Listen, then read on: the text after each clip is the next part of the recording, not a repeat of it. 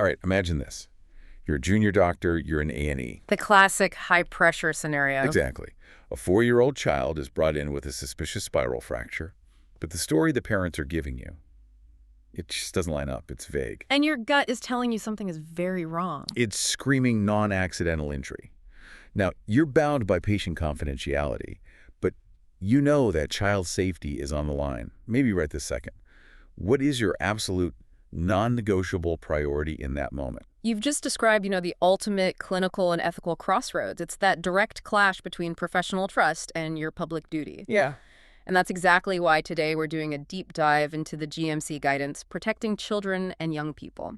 This is the gold standard for every medical professional in the UK. Doctors, PAs, AAs, it defines your mandatory duties. So our mission today is to unpack all of that.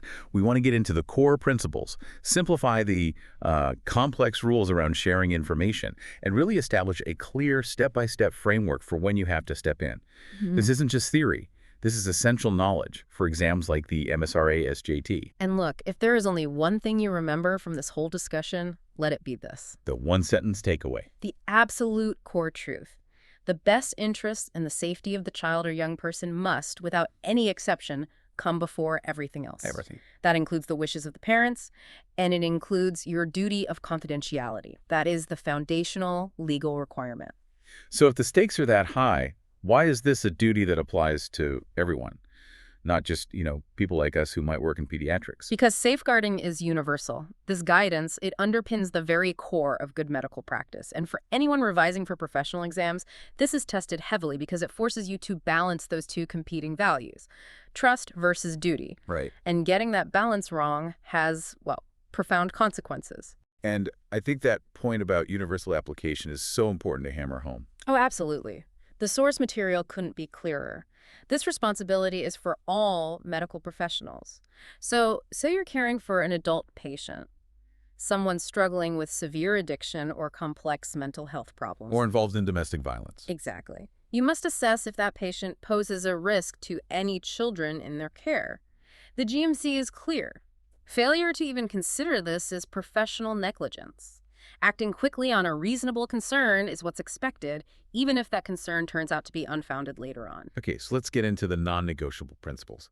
The guidance has 8, but what are the 2 that really drive the decision-making when you're under pressure? Yeah, we can really boil the 8 down to 2 key action drivers. First is the fundamental right to protection. Okay. It means all children have a right to be safe, and all doctors have a duty to act on concerns. Yeah. The second one, and this is often the hardest, is best interests first. Every single decision must prioritize the child's best interests. Even if that goes against what the parents want. Even if it directly conflicts with the interests or wishes of the parents, that's the ethical line in the sand. And when we're thinking about the child, how does the guidance frame their involvement, their right to have a say? It's crucial that children and young people are involved.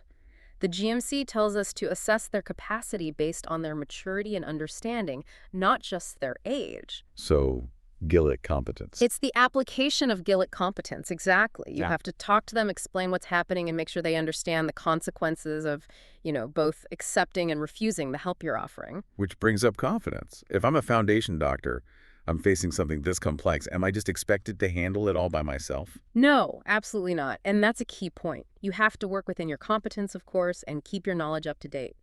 But the most critical requirement, especially in tough cases, is that you must seek advice when you are unsure. From who? From your named or designated safeguarding professional, a lead clinician, or just a more experienced colleague. The guidance really stresses that these decisions are best made with others. You're not alone in this. Right. Let's pivot to what is probably the most challenging part for most people, the confidentiality paradox. Confidentiality is the bedrock of what we do, but we know it's not absolute here. So how do we justify breaking it? It's the biggest point of tension, I agree. But the GMC and the law are actually very clear. Confidential information can be shared under 3 specific conditions. You need to know these 3 cold. What are they? Okay, first, if sharing is required by law, so a court order or some other statutory requirement. Second, if the patient has consented. Or if the child lacks capacity, the person with parental responsibility has consented. And the third one, which is the most common child protection justification, is when disclosure is justified in the public interest. And what does that mean in practice? It means you've judged that the benefit of sharing the information, which is usually to prevent significant harm to a child, outweighs the public and individual interest in keeping it secret. If a child's safety is at risk, this justification is almost always met. But hold on, isn't delaying to get consent Yeah. a classic trap answer in exams? When are we told not to seek consent? That's a great question, and it really gets to the heart of SJT scoring logic. You should normally seek consent unless it's unsafe, but you must not seek consent or delay sharing information if that delay itself increases the risk of significant harm to the child. So there are 3 key situations where you bypass that step. 1, if delay increases the risk of harm. 2, if just asking for consent might make things worse, tipping off an abusive parent. I see. And 3, if you've already decided that sharing is justified in the public interest, once you've made that professional judgment, you act. Okay, let's build the action framework then. A concern has been raised. What's the very first step, communication-wise, before you start escalating? Before any referral, the first step is always to listen. You should try to talk directly to the child or young person. Listen to what they have to say and take their views seriously, no matter how old they are. You are their advocate. And there's a really important safety rule here about communication that often gets missed. Yes, this is critical and scores very highly. If you suspect abuse or neglect, you must never rely on other children or family members to interpret. For the parents or for the child? For anyone. It kills objectivity. You must use an independent advocate or interpreter. It sounds bureaucratic, but that single action ensures the child can speak freely and safely.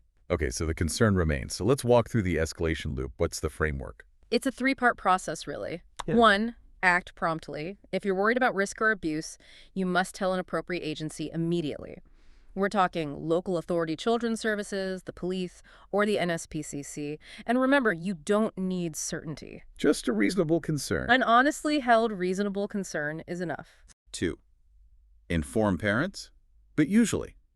So we know openness is best. You should normally tell parents about your concerns and what you're doing. But, and this is the big exception, you only withhold that information if you think telling them might increase the risk of harm. And if you're unsure about making that call, get advice first. 3, follow up. Your job isn't done after the referral.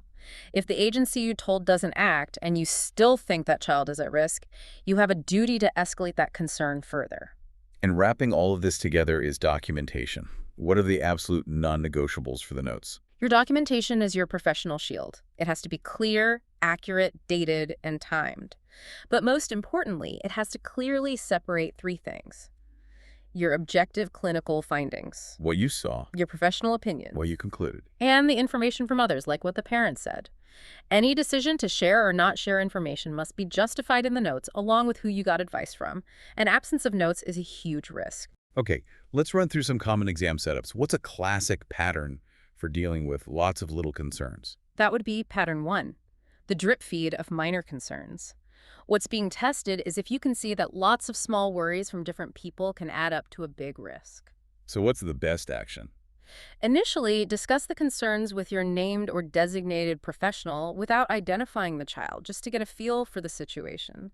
If a risk is confirmed, then you'd look at sharing relevant info with other agencies, getting consent first if it's safe. Pattern 2, the standoff.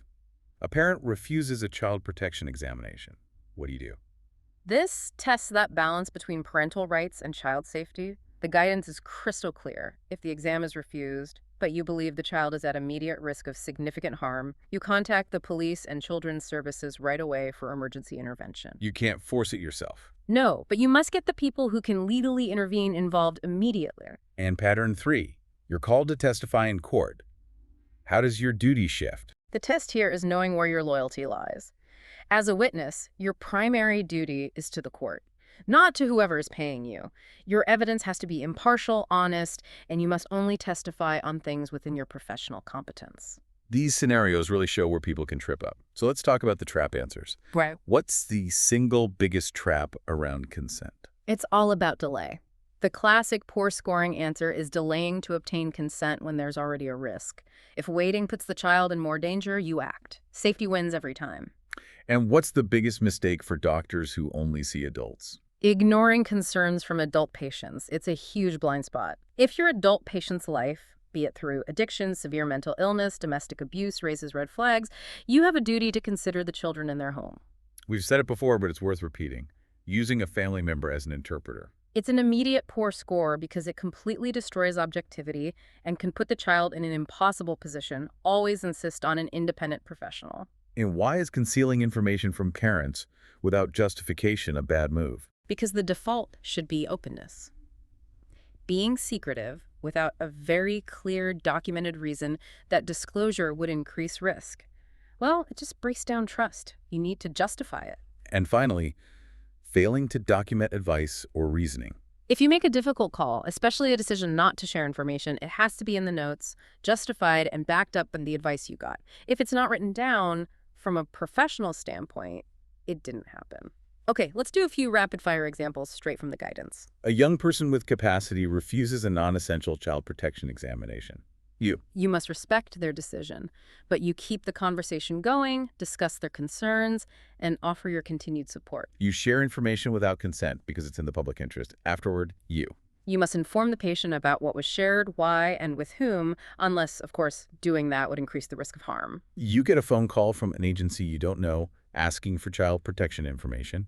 You must check their identity. The simplest way is to call them back on a known official number for their organization before you disclose anything. Okay, let's wrap this up. What are the 3 critical takeaways from this deep dive? First, the child's best interests always take legal and ethical priority.